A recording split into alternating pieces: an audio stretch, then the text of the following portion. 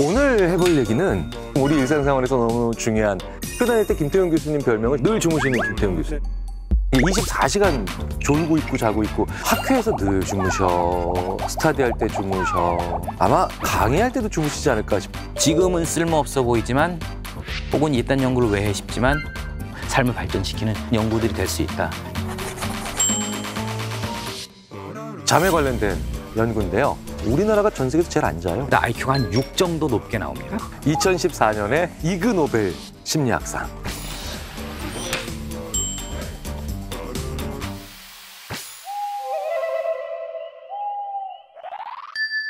이그 노벨 심리학상을 2014년에 수상한 연구는 The Ig Nobel Prize for Psychology is awarded to Peter Jonassen. 일반적으로 아침형 인간을 더 바람직한 인간으로 생각합니다. 일찍 자고 일찍 일어나는 게 왜 중요하냐? Creature of the Night, Chronotypes and the Dark Triad Trait. 늦게 자는 저녁형 인간이 어두운 세 가지 특징, 사이코패스, 자아도취, 마키아벨리즘과의 굉장히 높은 상관을 보이더라는 얘기입니다.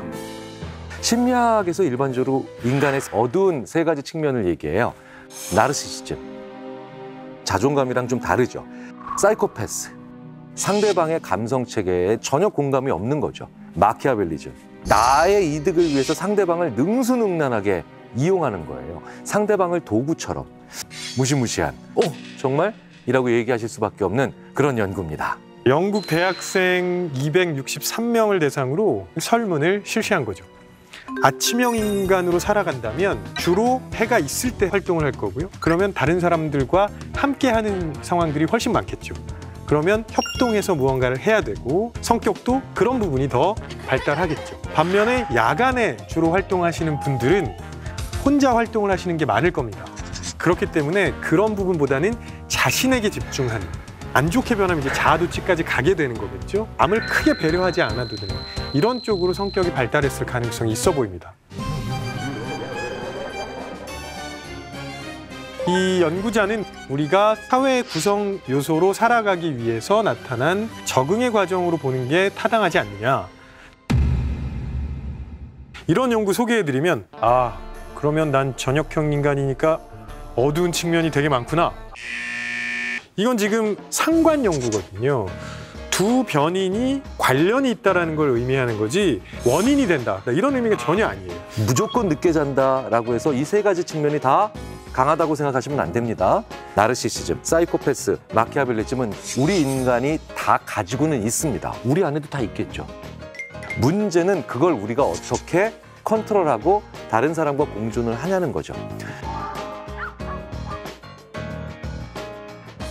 일찍 자고 일찍 일어나야 돼 라고 계속 배워왔습니다. 그렇지만 고흐 같은 경우는 밤이 세상에서 가장 아름다운 시간이다 라고 얘기를 했죠. 아침형 인간이라서 그랬고 저녁형 인간이라서 그랬고 하는 것은 아닙니다. 잠의 개인차가 굉장히 많다는 거예요.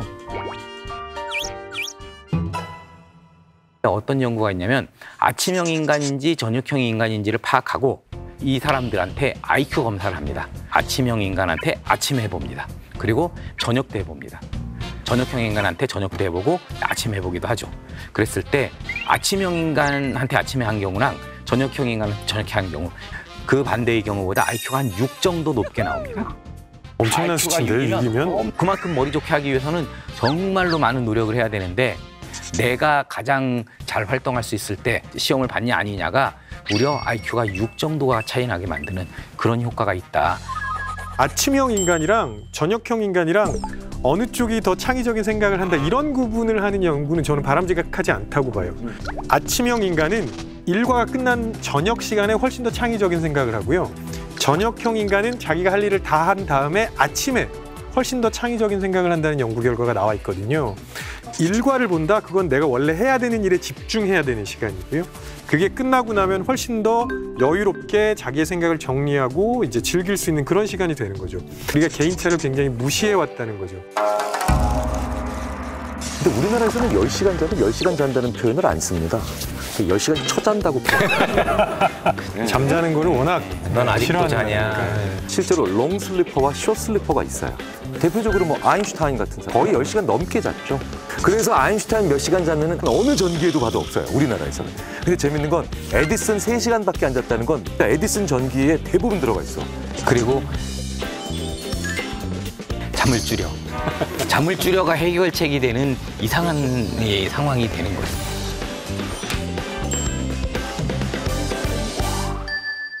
전 세계에서 잠 가지고 욕하는 나라도 우리나라밖에 없어요. 번역도 못 하잖아. 너 잠이 오냐 지금 막 이런 거.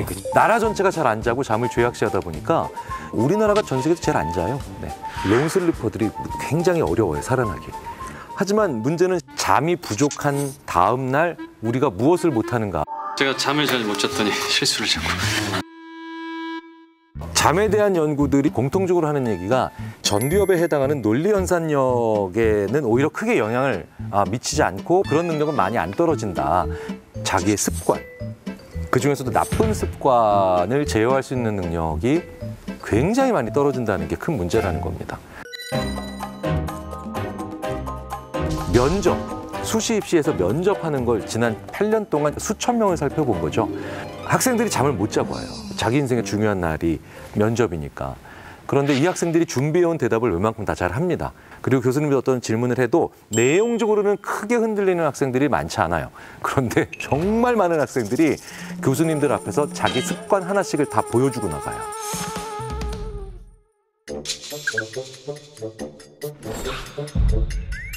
열 명 중에 3명이 들어오자마자 이렇게 다리를 꽈요. 10명 중에 1명 정도는 나가면서 불을 끄고 나가요. 인사하고 나가는데 다시 잠은 거예요. 우리를 다 가둬놓는 거죠. 합격이라고 말할 때까지 안 나갈 기세로 문을 잠궈버리는.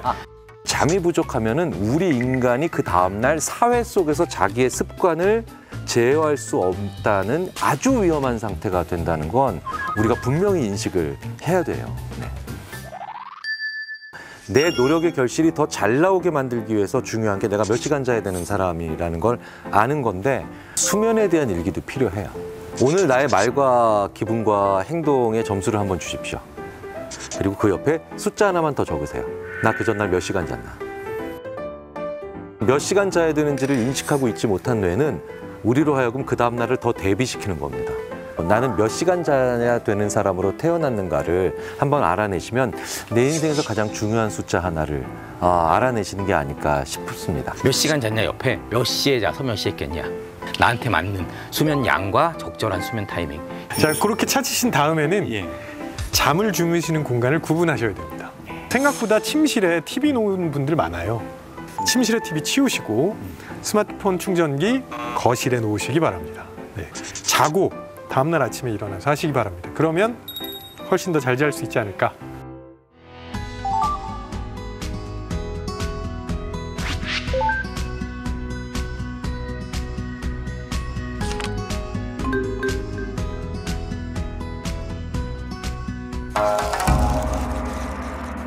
집에 반려견이 있는 분들이라면 적어도 하루에 한 번 꼭 챙겨야 할 게 있습니다. 바로 산책 시간인데요. 겨울만 되면 안 그러던 애가 이상해요 하고 상담 문의가 많이 옵니다. 왜일까요? 산책 시간이 부족해서예요. 내가 춥다고 방콕을 하니 반려견들도 강제로 집에 감금이 되는 거죠. 그렇다고 추운 겨울에 무작정 강아지를 데리고 산책을 나가기엔 걱정거리가 많으실 겁니다. 지금부터 반려견을 행복하게 하는 산책법 읽어드리겠습니다.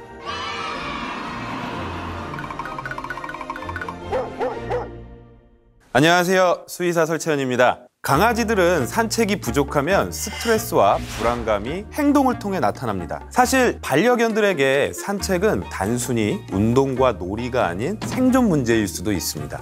개들도 사회적인 동물이기 때문에 햇빛을 보고 걷고 킁킁킁킁 냄새를 맡지 못하면 행복 호르몬이라고 불리우는 세로토닌이 합성이 낮아지면서 건강에 문제가 생기고 계절성 우울증과 비슷한 증상을 보이기도 합니다. 그래서 활동성이 감소되고 평소에 흥미를 가졌던 부분들에 대해서 흥미가 떨어지는 경우도 많고요. 식습관, 수면 습관이 변화하기도 합니다.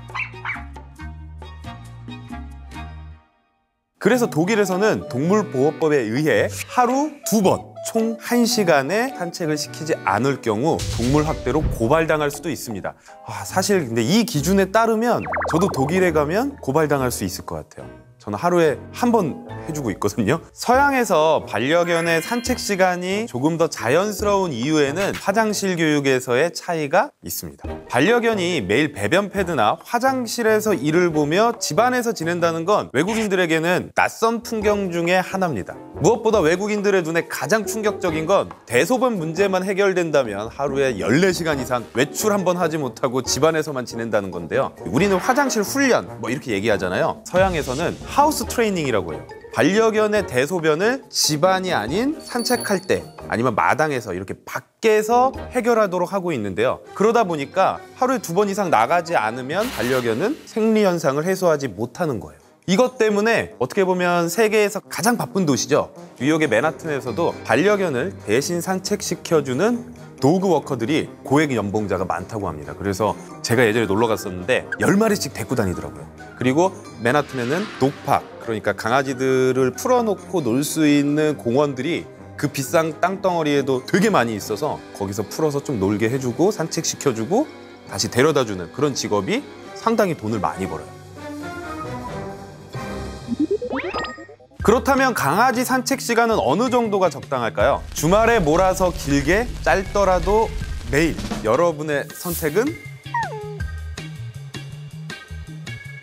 짧더라도 매일 하는 게 중요합니다. 사실 산책은 시간도 중요하지만 횟수가 중요해요. 원래 개들은 자신만의 일이 있었어요. 다른 야생동물로부터 사람을 지킨다거나 아니면 사냥을 돕거나 아니면 무거운 물건을 옮기는 등 여러 가지 일을 했죠. 자신의 먹이를 찾기 위해서 이렇게 노즈웍이라고 하죠. 계속 냄새 맡고 돌아다니는 것도 우리 강아지들의 일이었어요.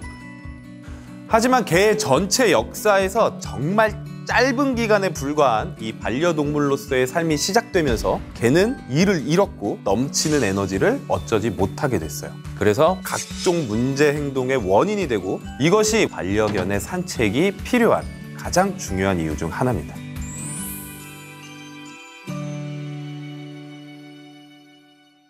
개의 후각은 사람보다 100만 배에서 최고 1억 배까지 발달되어 있는데 산책 시의 냄새는 훌륭한 정신적 자극이 되고 소변, 대변, 항문낭 분비물 등에 존재하는 화학적 메시지를 통해서 개들의 일상적 소통이 가능합니다. 코로 본다고 말할 정도로 후각으로 세상을 판단하기 때문에 여러 가지 냄새가 강아지의 기분과 정신 상태에 큰 영향을 미쳐요. 올림픽 수영장 2개를 채운 물에 잉크 한 방울 정도의 양을 떨어뜨려도 찾아낼 수 있고요. 물체의 냄새를 성분별로 하나하나 분리해서 맡을 수 있습니다. 예를 들어서 저 같은 경우에는 이건 카레 냄새야 라고 생각을 하겠지만 우리 개들은 그 안에 있는 재료 하나하나의 냄새를 다 분리해서 맡을 수 있는 거예요. 강아지들의 코는 안에 단면을 보면 정말 미로처럼 돼 있어서 해부학 공부할 때 조금 징그러운 느낌이 들 정도로 제가 가끔 이런 얘기도 하거든요. 보호자님이 긴장하면 개들이 다 알아요. 긴장하고 스트레스 받는 순간 스트레스 호르몬이 우리 몸에서 분비가 되고요. 그 스트레스 호르몬의 냄새를 우리 개들이 맡게 되는 거죠. 요즘 반려견을 위한 노즈웍, 후각 훈련을 위한 각종 장난감이 유행하고 있는데 이것도 좋긴 해요. 좋은데 그 어떤 이런 노즈웍 장난감도 산책만큼의 효과를 내지 못합니다. 산책해서 바깥의 냄새는 항상 바뀌거든요. 저는 그러거든요. 아이들이 냄새 맡고 마킹하는 게 사람들 SNS 하는 거다라고 얘기를 하는데 바람이 불면 또 냄새가 바뀔 거고요. 비가 오게 되면 땅 냄새가 촉촉해지면서 이 흙 냄새나 땅 냄새들이 더 많이 올라오게 되고 냄새가 바뀌면서 자기가 하고 싶은 거를 더 하려고 하는 경우도 상당히 많습니다.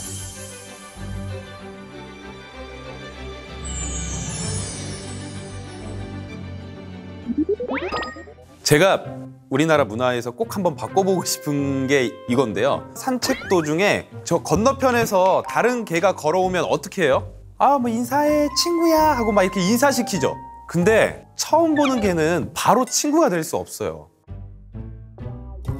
개들도 호불호가 있습니다. 게다가 사회화가 돼 있지 않은 강아지들은 보호자 뒤로 숨거나 막 안아달라고 하거나 혀를 이렇게 낼름거리거나 고개를 돌리거나 싫다는 표현을 해도 상당수의 보호자분들이 다른 개 쪽으로 자신의 반려견을 막 이렇게 이끌고 가죠. 개 입장에서는 나는 싫어 죽겠고 충분히 싫다고 표현을 했는데도 마음을 알아주지 않는 보호자가 야속해지기 시작합니다. 또 반대의 경우도 있습니다. 다른 강아지를 보는 순간 놀고 싶어서 막 뛰어가는데 이 줄 때문에 다가가지 못하는 거예요. 이렇게 짜증이 되다 보니까 흥분하고 공격적인 모습을 보일 수도 있는 거죠.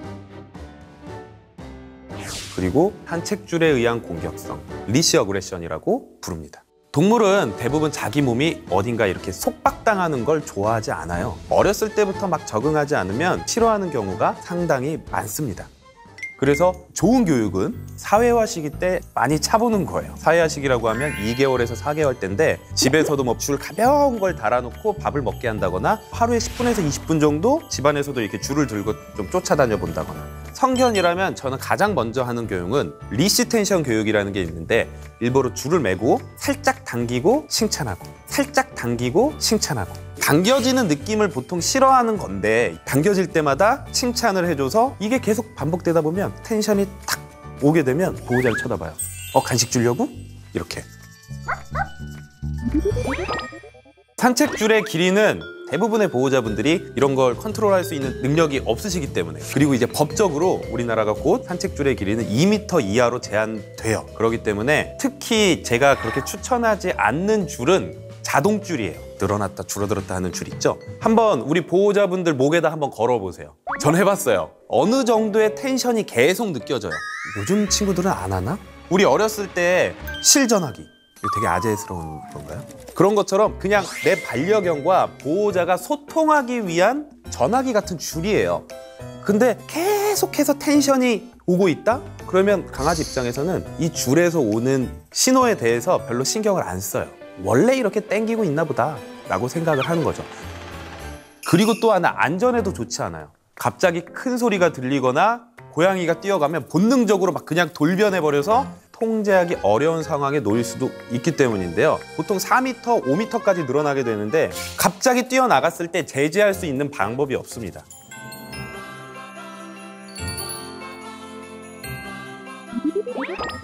요즘처럼 날씨가 이렇게 추운데 산책을 나가도 괜찮을까요? 네, 제 대답은 한결같이 예스입니다. 너무 춥지 않다면 산책하시는 게 좋아요. 해야 돼요. 물론 겨울의 산책은 위험 요소도 많아서 조심해야 할 것도 있습니다. 아무리 털이 있다고 하더라도 강아지들도 추위를 느껴요. 강아지들의 털이 얇은 내피 패딩 같은 거 있잖아요. 그 정도가 평균적일 거다. 그렇게 얘기를 하고 있어요. 부피당 표면적이 넓을수록 체온을 많이 뺏길 수 있거든요. 그래서 작은 아이들일수록 추위에 훨씬 더 약하게 되고요. 강아지들의 건강이나 환경에 대한 기준을 마련하는 연구소가 있는데요. 거기서 이 정도 추웠을 땐 그래도 좀 조심해야 돼 라는 거를 기준으로 만들어준 표입니다. 이 세로축이 기온, 가로축이 동물의 크기예요. 중형견은 보통 한 10에서 20kg 정도, 20에서 25kg 이상을 대형견으로 보시면 됩니다. 소형견 같은 경우는 12도, 중형견 같은 경우에는 한 10도, 대형견 같은 경우에는 7도 정도까지는 전혀 문제 없다. 밖에서 재밌게 놀아. 라는 온도고요. 이 숫자 3이 써 있는 것부터 조금씩 조심해야 됩니다. 털이 좀 짧은 견종들, 단모종 견종, 아니면 선천적으로 추위에 약한 견종이 있어요. 대표적으로 제가 반려하고 있는 이탈리안 그레이하운드 같은 친구들은 갑상선 기능도 조금 활성화가 안 돼서 추위를 더 탄다라고도 얘기를 하거든요. 그리고 위험도 5를 보면 네, 이거는 생명을 위협할 만한 추위다 라고 얘기하는 거예요. 이때는 나가게 되면 이제 옷을, 요즘 패딩도 잘 나오니까요. 이게 히트텍도 나오고 있어요. 아주 따뜻하게 입히고 나가시거나 밖에 있었던 아이들은 들어오게 하는 게 좋습니다. 만약에 눈이 오거나 좀 습도가 조금 높다라고 한다면 이 모든 점수에다가 플러스 2를 해야 됩니다. 나이가 많거나 6개월 이하의 강아지들도 플러스 1씩을 해주시는 게 좋습니다.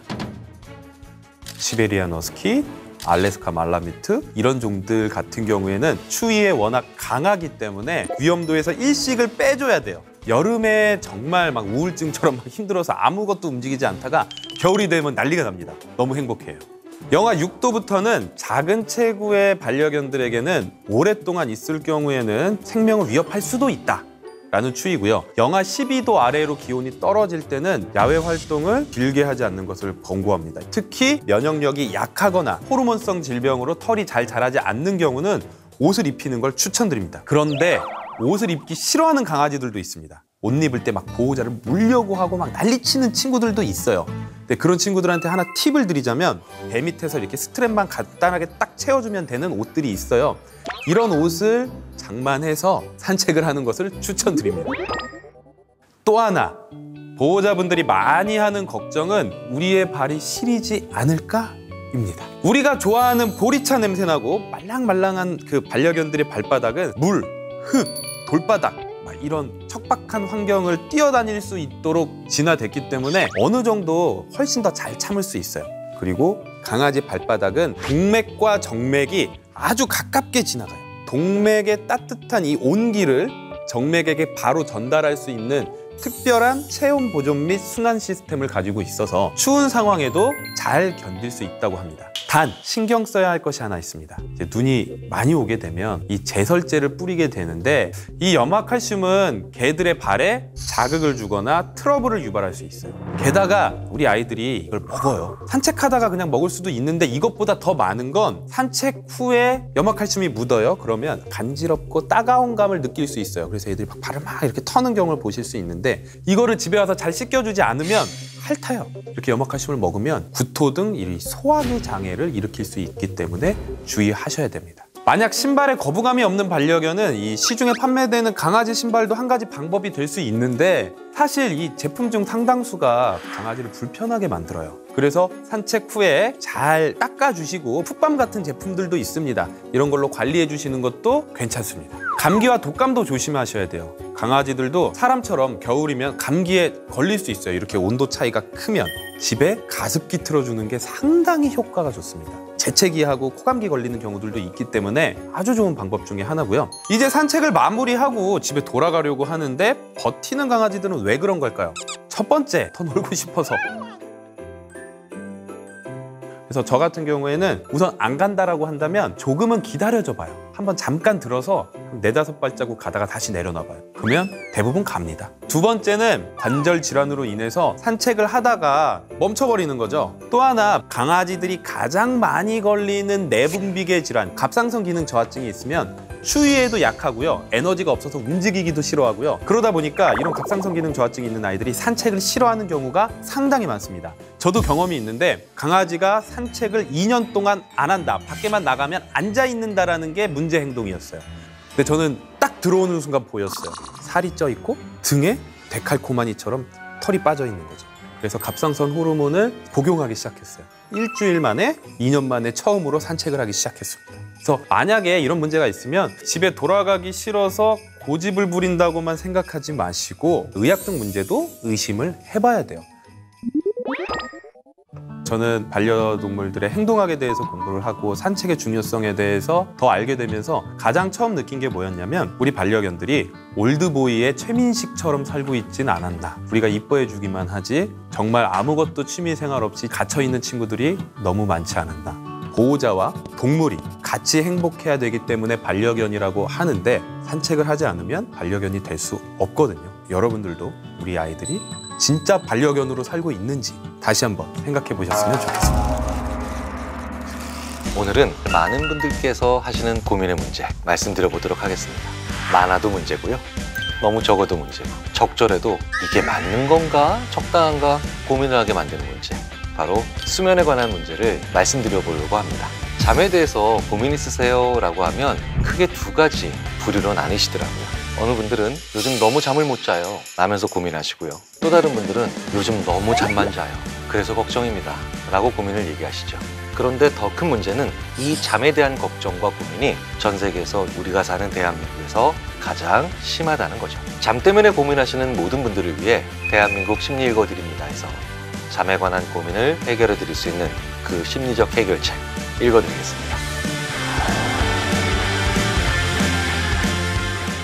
안녕하세요. 인지심리학자 김경일입니다. 외국인들이 한국인을 볼 때 이런 시선이 있습니다. 잠을 자지 않는 민족. 그만큼 잠도 자지 않고 많은 일을 한다는 의미일 겁니다. 야근하고도 회식을 하면 1차, 2차, 3차까지 가고 새벽까지 마시고 그러면서도 다음 날에는 새벽같이 일어나 출근하는 나라. 그렇게 바쁘게 살면서 잠을 자지 않는다는 거예요. 우리는 외국인들의 이런 시선을 어떻게 생각할까요? 재밌게도 우리 한국인들은 그 그걸 칭찬으로 받아들인다는 겁니다. 그리고 기분 굉장히 좋아해요. 그러다 보니 전 세계에서 유일하게 우리나라에만 욕처럼 들리는 말이 있어요. 너 지금 잠이 오냐? 중요한 시험이나 면접을 앞두고 해야 할 일을 다 마무리하지 못했을 때 상황이 이렇다면 지금 잠이 오냐면서 질책을 한다는 거예요. 그런데 이 정도 말을 듣는 상황이다. 그렇다면 사실 이미 그 사람은 육체적으로 심리적으로 극도로 한계에 몰려있다는 뜻입니다. 잠을 너무 못 자는 극한의 상황에서도 이런 얘기를 듣는다는 거죠. 그러면 왜 우리는 잠을 줄여서라도 열심히 살아야 한다고 생각하게 됐을까요? 가장 큰 이유는 우리가 낙천성이 떨어지기 때문입니다.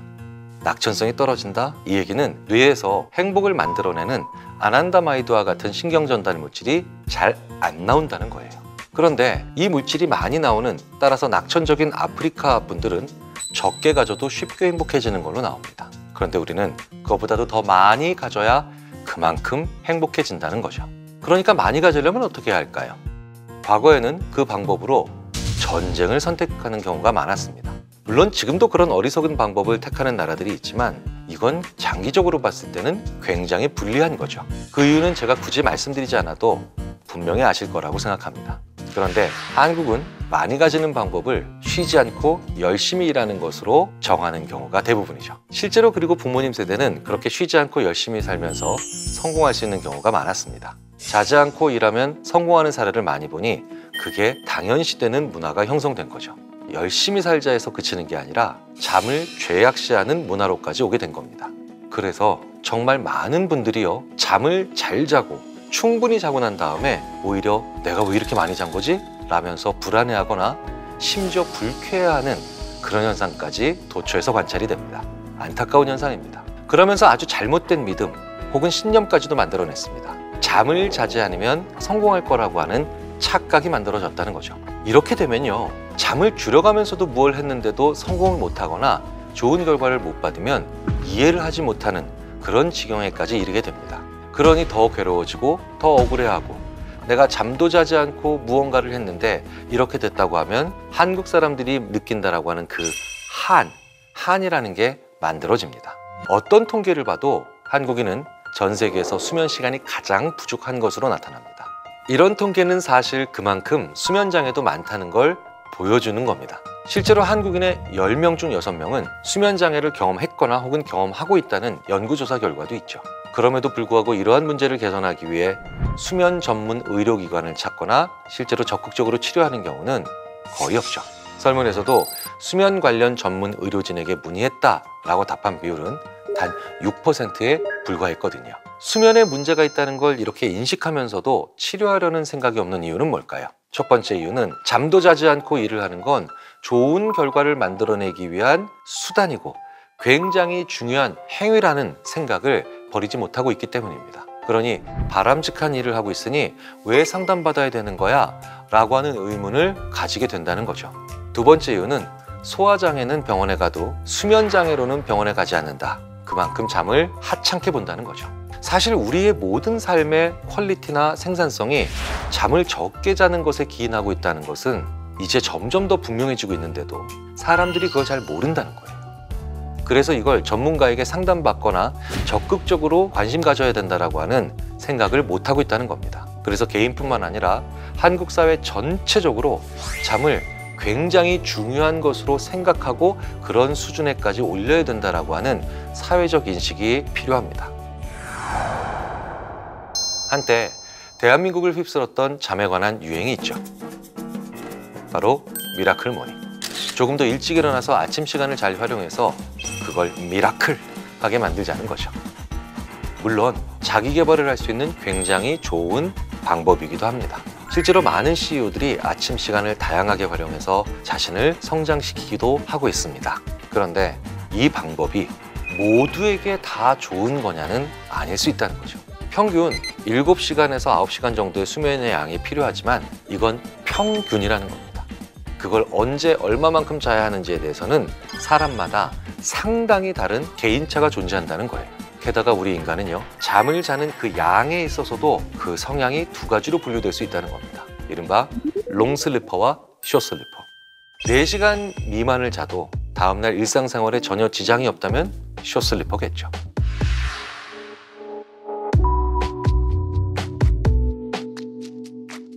하지만 10시간 정도 자야 피로가 풀리며 다음날 더 일을 잘할 수 있는 사람들은 길게 자는 사람들이라고 봐야 합니다.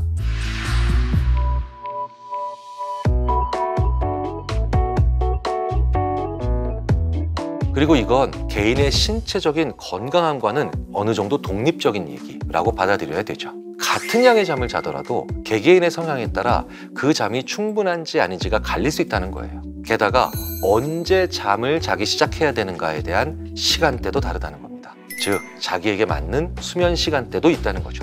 그런데 아침형 인간이 높이 평가되고 그리고 더 일을 잘하는 것처럼 사회가 설계되어 있는 경우가 많다는 거예요. 그런데 이런 연구가 있습니다. 아침형 인간은 아침에 IQ 검사를 받을 때 그 점수가 더 높게 나오고, 저녁형 인간은 저녁에 마찬가지로 검사를 받으면 IQ 점수가 높게 나온다고 하죠. 그리고 그 차이는 무려 6점에 다다른다는 결과로 관찰됩니다. 그런데 실제 우리 주위를 보면 저녁형 학생들은 사회적 시차 부적응을 겪는 경우가 많습니다. 자기가 최적인 상태에 세상을 살아가고 교실에서 공부하는 것이 아니기 때문이죠. 결국 미라클 모닝은 모두에게 미라클을 만들어내는 건 아니라는 겁니다. 우리에게 일어나는 많은 실수에서부터 심각한 사고들까지 나에게 맞는 잠을 자지 않아서 발생하는 경우가 허다합니다. 따라서 우리는 나에게 맞는 잠을 찾는 긴 여정을 할 필요가 있습니다. 잘 잔 당신 성공한다. 이 말을 기억하셔야 하고요. 그런데 이런 얘기를 하면 오히려 저한테 화를 내시는 분들도 계세요. 교수님, 잠이 안 오는데 대체 어떻게 자라는 얘기입니까?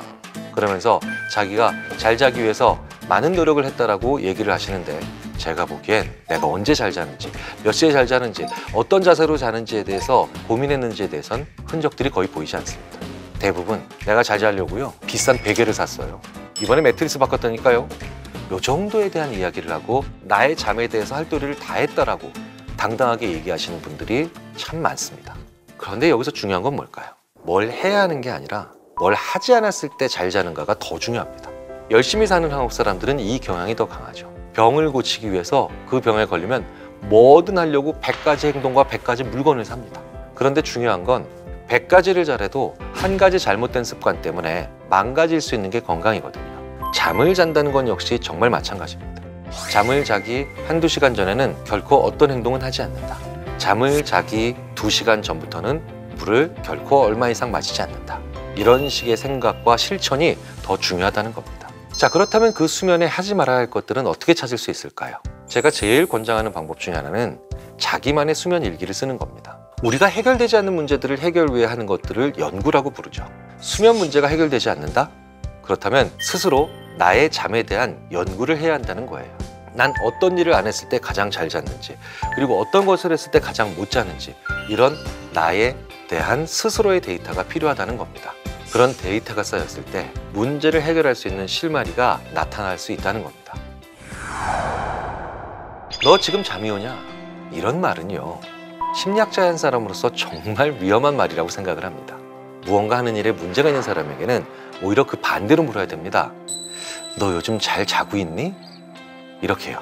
왜냐하면 잠은 어떤 방식으로든 부족하면 인간의 판단과 그로 인한 행동에 심각하고 부정적인 영향을 행사하기 때문이죠.